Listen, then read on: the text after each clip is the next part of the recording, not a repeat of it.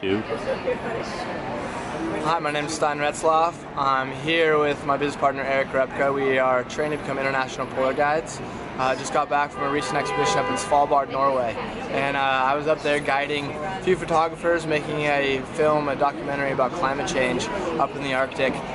We covered 2,200 miles on snowmobiles, so covered a whole lot of ground. Actually visited the most well-preserved ghost towns in the world. It's called Pyramid. It's an old abandoned coal mining town, Russian coal mining town, and yeah, that's a lot of the work we do. We do work in the North and South Poles. Trained my mentor and boss, Doug Stalk, who runs ISAX expeditions. He's skied the North and South Poles more than anyone in the history of the planet. So we do a lot of skiing. Going to be heading up to Svalbard next month for a ski cruise where we're on a 12-person sailboat, and we dock at different glaciers and different glacier points, jump off with our skis and crampons and ice axes, and then we basically just go find lines up in the Arctic, and then go do first ascents of some of the incredible ski lines up in Svalbard archipelagos. This summer we're going to be going to Mongolia for an 11,000-mile race in a car that we can't spend more than 500 euros for, and we're starting in London, going to Mongolia. The biggest issue right now is whether we're going to go through Iran or Russia, or straight across the Caspian Sea. That's kind of one of the issues that we've encountered at this stage. But yeah, heading into Antarctica November for another ski cruise. It's about a 3-week ski cruise down there, and then there are a few last degrees in Antarctica and probably a full expedition, so we'll be covering 434 miles from the coast of Antarctica to the South Pole via skis, and all self-supported and or unsupported, so we'll be dragging 300, depends on the weight, but 300 pound sledges behind us. But yeah, that's a lot of the work that I do under ISAX. And then actually last summer founded a foundation with partnership with Global Green USA to install renewable energy microgrids along the coast of Antarctica, and really kind of break the threshold of Antarctica's reliance on fossil fuels. So that's one of the big motives we're doing. It's about a 6 to 10 year project, and yeah, it's great to be out here and trying to do some social media work and get everything done and get the next schedule for the next year in place. Let me ask you a few questions, right? Yes. Okay. Clearly you've been all over the world, right? I've been a lot of places. Have you been to New Jersey? I've been to New Jersey. What part? Well, technically, Newark. Newark? I had a 2-day layover. So you literally only spent 2 days in Newark. Yeah. You've been all over the world, and you spent how much time? 2 hours in, Oh yeah. Probably 45 hours at most in Newark, in New Jersey. So yeah. Well, you realize like 58 of our home bureaus are in New Jersey right now, and everybody just shut off the YouTube video. Oh, okay. Yeah. Now, okay. Let me ask you this: what was the hairiest situation you ever got yourself into? Hairiest situation. Okay. That would be actually Well, actually, more recently, we were actually the most recent one that we've had when we were up in Svalbard. It's a 400-mile trek to find this abandoned mining town to do some documentaries around there. And we actually, because so much of the ice, the initial route that we were supposed to go on was, in terms of polar bear encounters, they're all really scared of the snowmobiles. However, we did hit sheer ice, and with 2 of our sledges broke, so had to fix those with climbing rope.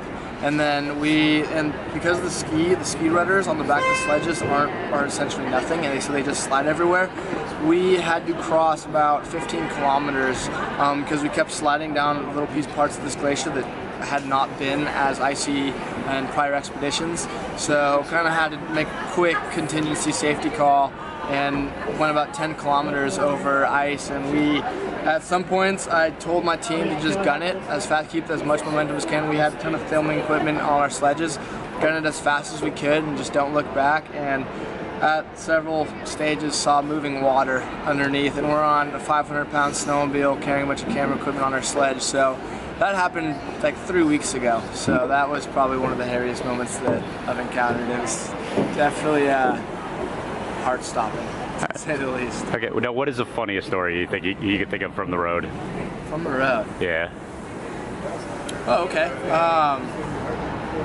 Well, we also do trips.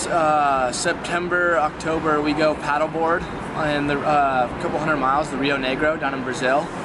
So we're on stand-up paddleboards, and one of the things that Doug, my mentor, he does with his foundation, he does live Skype feeds to thousands of students around the world while we're in these remote locations with his foundation. And we had caught a baby caiman and a few tree boas, and we all of a sudden we're doing the live Skype feed, and we have a BGAN satellite. That's the only way we can relay these live feeds back to these classrooms. A huge monsoon rolled through, so we were up on the top of this boat trying to relay the feed, and boas, they kind of got loose. They're just climbing everywhere. The caiman peed all over Jackson, the 7-year-old, who's one of Doug's stepsons.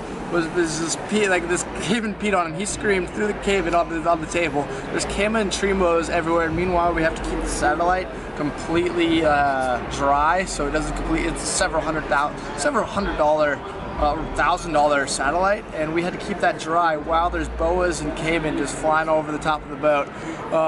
Was Samuel L. Jackson with you at this particular time? He was not, unfortunately. He was not. It would have been epic if he was. But that was because this is a premise for a movie. I think this isn't a real story. That this is called Snakes on a Plane. Yeah, this literally happened. I had pictures on my computer, but yeah, this literally happened this last September, October, probably September 29th. Yeah, we were down in the Amazon for 2.5 weeks, and we were on stand-up paddleboards and went about 220 miles on the Rio Negro.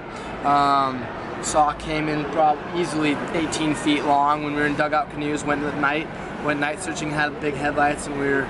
You can kind of see like the red eyes in the middle of the night. If you go out in the middle of the night, you can see some of the red eyes.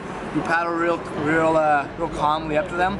So speckled-eyed caiman, they get real scared. They're real shy. So they'll right when they sense like any ripples coming, they'll bolt out of there. But a black caiman, we pulled up right next to like 18-foot long black caiman, and we were like, okay, it's not moving. We're literally standing on the shore, like right next to the biggest caiman I've ever been next to.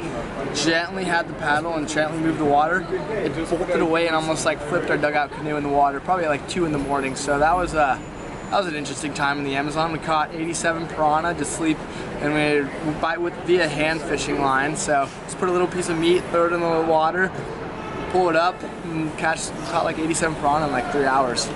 We did some lionfish fishing a couple weeks back. We were in Roatan. Do you just keep those in your aquarium, or do you find them in nature too? I've yet to see a lionfish actually. Yeah.